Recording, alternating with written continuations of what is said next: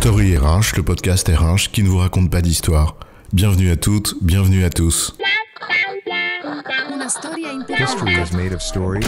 Dans cet épisode, au titre racoleur, nous allons convier Robert Merton et sa typologie de la déviance pour éclairer le sujet ô combien essentiel de l'engagement en entreprise. Ici, on nous vante les mérites de la désobéissance comme source d'innovation dans des entreprises engoncées dans un culte mortifère du processus et du contrôle. Quand là, on s'énerve devant le guichet 17, face à un rond de cuir servile qui n'a absolument rien à foutre de votre problème de client, qu'il appelle usager d'ailleurs à force de l'user, et qui, soucieux de respecter à la lettre le périmètre strict de sa description de poste et la tranquillité de son bocal, vous demande sur un ton désagréable de vous adresser au guichet 28.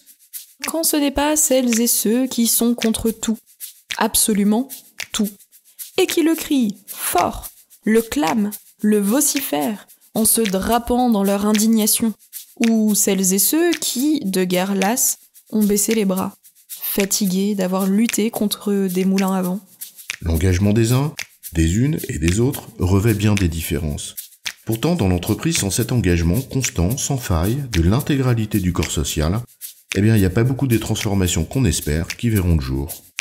Or, entre celles et ceux qui tirent la charrue, ou celles et ceux qui la freinent, bien des nuances sont à comprendre.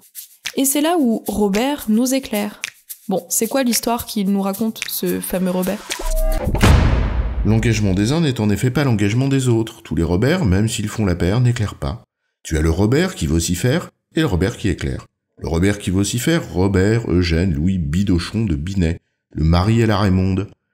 Et celui qui éclaire, en l'occurrence, c'est Robert Merton, le premier sociologue à recevoir la National Medal of Science en 1994. Bref. Une petite précision pour commencer. L'engagement, c'est un peu un mot fourre-tout qu'il convient de préciser un peu. En l'occurrence, c'est la combinaison dans la durée, et j'insiste sur cette notion de durée, de la motivation, le moteur qui te donne envie de faire un effort, et de ton implication, ou la dimension affective que tu places dans ce que tu fais. Les principaux facteurs en sont, en substance, l'adhésion à la finalité que tu poursuis, la possibilité d'apporter ta pierre à l'édifice et la reconnaissance que tu en tires. En d'autres termes, le but institutionnel, les moyens, notamment en entreprise la question de l'autonomie, et la reconnaissance. Le dernier étant, au fond, l'arbitrage de ce que tu supportes sur les deux premiers facteurs. Et c'est sur ces deux premiers leviers où les travaux de Robert Merton sont très éclairants. Il a en effet travaillé sur de très nombreux sujets, mais notamment sur une typologie de la déviance dans une société. Dans les années 50, il établit en effet une typologie de la manière dont les individus s'adaptent aux normes sociales en s'appuyant sur des travaux sur la délinquance. En substance, il identifie des stéréotypes selon deux grands facteurs. En fonction de ce qu'on adhère ou pas, en effet, d'une part aux buts institutionnels et d'autre part aux moyens pour y parvenir. Et en fonction de ces deux axes, l'adhésion au but et l'adhésion aux moyens, il identifie des comportements types. Pas difficile de comprendre en effet deux comportements types ici. Quand on adhère à ce que l'on vise et aux moyens d'y arriver, on est une sorte de moteur et d'exemple au regard de ces normes sociales.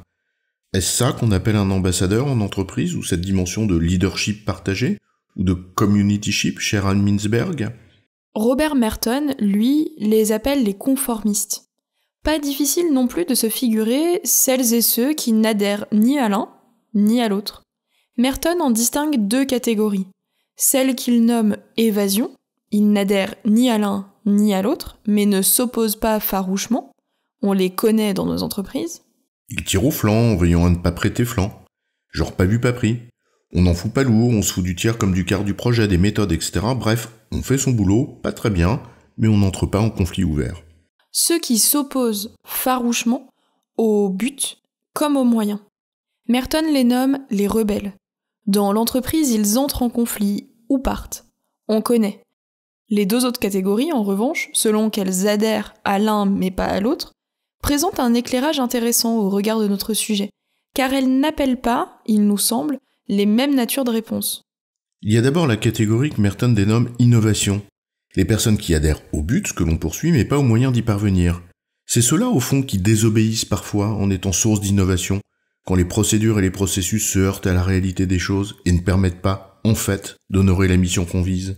Une catégorie souvent très investie, et qui essaye de faire preuve d'initiative pour bien faire avancer les choses, et qui interroge en profondeur le système sur sa capacité à servir ce qu'il vise, ou au contraire, à le desservir par le poids de ses rigidités. Et il faut y veiller, car ils ont vite fait de finir en burn-out à force de compenser ces rigidités, alors que c'est grâce à eux que ce type d'entreprise trop rigide, tient, tout simplement. Il y a enfin la catégorie que Merton appelle le ritualisme.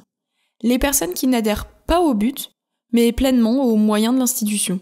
Bref, pas d'accord sur la finalité, mais bon, ils obéissent scrupuleusement aux ordres, aux méthodes ou au processus. Ils ne questionnent pas ce qu'ils font. On comprend que certains ou certaines se réfugient derrière le processus, le règlement ou le guichet 28. Peut-être d'ailleurs ont-ils même tenté un temps d'infléchir le cours des choses, mais ils ont abandonné de guerre lasse. Ces gens-là, comme dirait Brel, faut vous dire, monsieur, que chez ces gens-là, on ne vit pas, monsieur. On ne vit pas, on triche, on compte. Ou parfois, on ne se rend pas compte de ce que les dits moyens servent comme cause. Ou peut-être qu'on s'en rend très bien compte, mais qu'on veut pas le savoir. Et là peut-être que pour certaines entreprises, il faut que le troisième facteur d'engagement qu'on évoquait tout à l'heure, la reconnaissance, soit bien haut placé pour acheter ce silence. En toute hypothèse, si l'engagement est un sujet éminemment complexe, cette théorie de la déviance de Merton est claire parce qu'elle permet au moins de comprendre que l'on ne peut pas appréhender ces 5 catégories de la même manière en entreprise.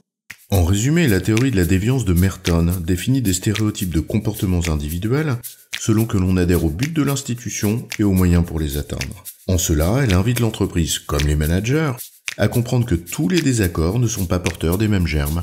J'ai bon, chef ? Oui, tu as bon, mais on va pas en faire toute une histoire. Story RH, le podcast RH qui ne vous raconte pas d'histoire. Retrouvez tous les épisodes sur storyrh.fr.